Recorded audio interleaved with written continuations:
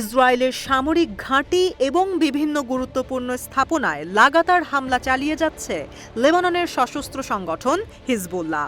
রবিবারও ইসরায়েলের উত্তর সীমান্তের কেফার ইউভাল শহর টার্গেট করে ৩০টি রকেট ছুঁড়েছে তারা। ইসরায়েলি সংবাদ মাধ্যম টাইমস অব ইসরায়েল জানিয়েছে, রবিবার লেবানন থেকে ইসরায়েলে ৩০টি রকেট ছুঁড়েছে হিজবুল্লাহ। আইডিএফের বরাত দিয়ে সংবাদ মাধ্যমটি বলেছে, এর মধ্যে ১০টি রকেট মিসগাভ আম এলাকায় এবং অন্য ২০টি মাতাতকে টার্গেট করে ছোড়া হয়। তবে রকেট হামলায় কোনো ক্ষয়ক্ষতি বা হতাহতের ঘটনা ঘটেনি। এদিকে ইসরায়েলের সেনাবাহিনী এবং একটি হাসপাতাল সূত্র জানিয়েছে, হিজবুল্লাহর একটি অ্যান্টি ট্যাঙ্ক গাইডেড ক্ষেপণাস্ত্র হামলায় ৩ জন ইসরায়েলি আহত হয়েছে। এদের মধ্যে একজন বেসামরিক ব্যক্তি গুরুতর আহত এবং উত্তর সীমান্ত এলাকার স্থানীয় নিরাপত্তা দলের একজন সদস্য মাঝারিভাবে আহত হয়েছে।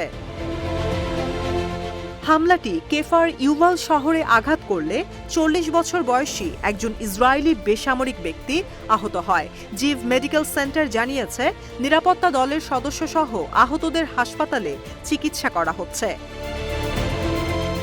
অন্যদিকে আইডিএফ জানিয়েছে, এই ঘটনার পরপরই তারা পাল্টা হামলা করেছে। হিজবুল্লাহর গাইডেড ক্ষেপণাস্ত্র দেশটির উত্তরে বেশ কয়েকটি ইসরায়েলি সম্প্রদায়কে টার্গেট করেছে এবং আইডিএফ প্রতিশোধ হিসেবে লেবাননে হিজবুল্লাহর ঘাঁটিতে হামলা করেছে। তবে হিজবুল্লাহ বলছে, ফিলিস্তিনের জনগণের প্রতি সমর্থন এবং গাজায় গণহত্যার প্রতিবাদ জানিয়ে ইসরায়েলে হামলা চালিয়ে যাচ্ছে তারা। হিজবুল্লাহ আরও জানিয়েছে, রবিবার জেরুজালেমে যাওয়ার পথে তাদের একজন সদস্য নিহত হয়েছে। ইসরায়েলি হামলায় নিহত ওই যোদ্ধার নাম হুসেইন মুসাভি। এদিকে সম্প্রতি ইরানের পররাষ্ট্র মন্ত্রণালয়ের মুখপাত্র নাসের কানানি বলেছে, লেবাননের সশস্ত্র গোষ্ঠী হিজবুল্লাহর হামলা দেখিয়ে দিয়েছে যে ইসরায়েলের প্রতিরোধ ক্ষমতা হারিয়েছে এবং এ অঞ্চলের কৌশলগত ভারসাম্য ইসরায়েলের বিপক্ষে চলে গেছে। আমেরিকার মতো দেশগুলোর পূর্ণ সমর্থন থাকার পরও হিজবুল্লাহর হামলার সামনে টিকতে পারছে না ইহুদিবাদী সেনারা। অন্যদিকে ইসরায়েলের বিভিন্ন গণমাধ্যমের খবরে বলা হয়েছে, সম্প্রতি হিজবুল্লাহর হামলায় ইসরায়েলের উত্তরাঞ্চলে বেশ কিছু হতাহতের ঘটনা ঘটছে।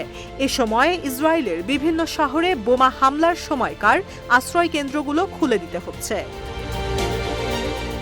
গত বছরের অক্টোবরে গাজায় ইসরায়েলের যুদ্ধ শুরু করার পর থেকেই লেবানন এবং ইসরায়েলের মাঝে পাল্টাপাল্টি হামলার ঘটনা ঘটছে। তবে প্রায় মাসখানেক আগে লেবাননের বৈরুতে ইসরায়েলি হামলায় নিহত হয় হিজবুল্লাহর শীর্ষ কমান্ডার ফুয়াদ শুকরা। তাকে হত্যার দায়ও স্বীকার করে ইসরায়েল। এরপর ইরানে গুপ্ত হামলায় নিহত হয় হামাসের রাজনৈতিক শাখার প্রধান ইসমাইল হানিয়া। তখন থেকেই ইসরায়েলের সাথে গোষ্ঠীটির দ্বন্দ্ব চরমে পৌঁছেছে।